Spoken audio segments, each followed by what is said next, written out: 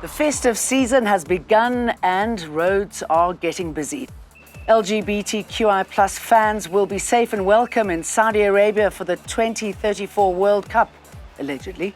Elon Musk's wealth jumps by $50 billion to a staggering $440 billion. Hello, I'm Jane Dutton. This is Eyewitness News. Road users have begun their travels for the December holidays, and there's been a dramatic increase in traffic volumes on the N3 toll road towards KwaZulu-Natal. These traffic conditions are expected until Sunday the 15th. The N3 toll concession says typical holiday traffic patterns with higher than usual volumes are also anticipated from Friday the 20th until Monday the 23rd of December. Where possible, N3TC recommends travel outside of peak periods to avoid the additional stress as a result of slow-moving traffic, congestion, and possible difficult driving conditions. Road users are reminded to share the road responsibly at all times, adhering to signposted speed limits, upholding all traffic laws, maintaining safe following distances, and keeping headlights turned on to increase visibility. The Western Cape government says the new national traffic laws are a crucial step towards reducing road accidents and fatalities. The amendment bill includes the suspension and cancellation of driver's licenses and vehicle registrations for serious offences, improved enforcement of vehicle registration and stricter grading of driving instructors and examiners, and enhanced penalties for offenders, including disqualification from driving or operating a vehicle. Pushing relations between South Africa and Angola and increasing trade and investment between them. That's what President Cyril Ramaphosa wants, to be Angola's premium destination for exports and for Angolan businesses to open shop in South Africa. Ramaphosa is today hosting his counterpart, President João Lourenço, at the Union Buildings on his first state visit since his re-election as president in August. At least 20 South African companies are already operating in Angola.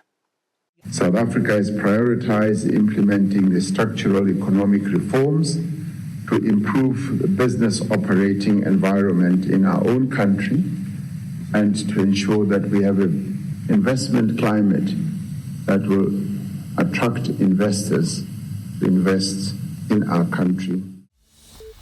The alleged killers of controversial Cape Town businessman Mark Liffman will spend Christmas and New Year's behind bars. Johannes Hendricks Jacobs and Gert Johannes Bezuidenhout made a brief appearance in a packed courtroom at George Magistrates Court today. Their bail application has been postponed to next month. Liffman was shot and killed outside a mall in George in November. England's Football Association has said it had received assurances from Saudi Arabia that LGBTQ fans would be, quote, safe and welcome at the 2034 World Cup. FIFA confirmed on Wednesday that the Middle East nation would host the tournament, underlining the kingdom's growing influence in world sport despite criticism of its human rights record. The awarding of the World Cup to Saudi Arabia will make the issue of human rights a major talking point again, just as it was 2 years ago when the tournament was staged in Qatar. Reserve Bank Governor Lesetja Kganyago has warned against oversubscribing on policies as the G20 bloc meets for a final day in Sandton. The G20 Sherpa and Finance tracks met for back-to-back meetings this week to lay the groundwork for South Africa's G20 presidency next year. There's been broad consensus to focus on economic growth, food security and artificial intelligence. To get Africa back on the map, development and solutions for the continent's debt crisis are also on the agenda. South Africa believes it is time to focus on implementation, take stock of where we are vis-à-vis our objectives, and agree on how we accelerate progress towards the 2030 Sustainable Development Goals. Kganyago admits there will be some challenges. It won't be easy, particularly in a global environment of geo-economic fragmentation, escalating conflicts, and intensifying climate change. The spillovers from these risks are expected to further hamper progress and have a disproportionate impact on those countries that can least afford it. Political party Build One South Africa is unwavering in its commitment to raise the pass mark in secondary education from 30% to 50%. The The party's leader, Musi Memani, emphasizes a 50% pass mark is essential to instill higher expectations and ensure students' intellectual growth. It is a principled thing to say, if we want an ambitious country of people who can compete with anyone in the world, passing at 30% really not only renders those young people unemployed, but it renders them unemployable. That's why you now have over 10 million young South Africans not in employment. There's Rich, and then there's Elon Musk. The Tesla and SpaceX boss's net worth has surpassed $400 billion. That's about 7 trillion rand.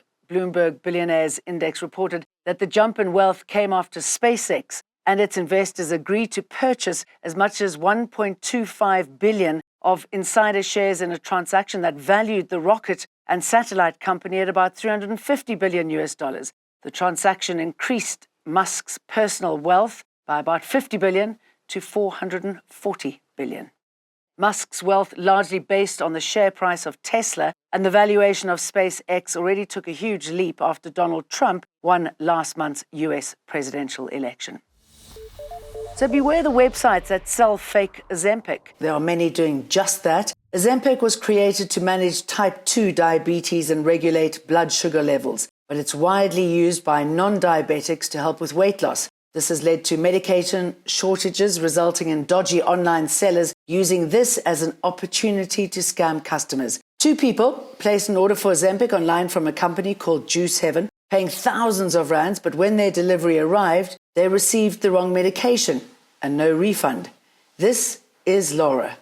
I sent him an email and said, look, I'm going to report you to Wendy Nola, a consumer journalist that talks for 702, 567K Talk, and I'm going to, tell her the story. And he came back in writing, I've got it in writing, saying, we're selling illegal drugs. See how far you get with that. Nola attempted to contact the company to no avail and has reported the website to the South African Health Products Regulator. That's it from us. I'll see you for more again tomorrow.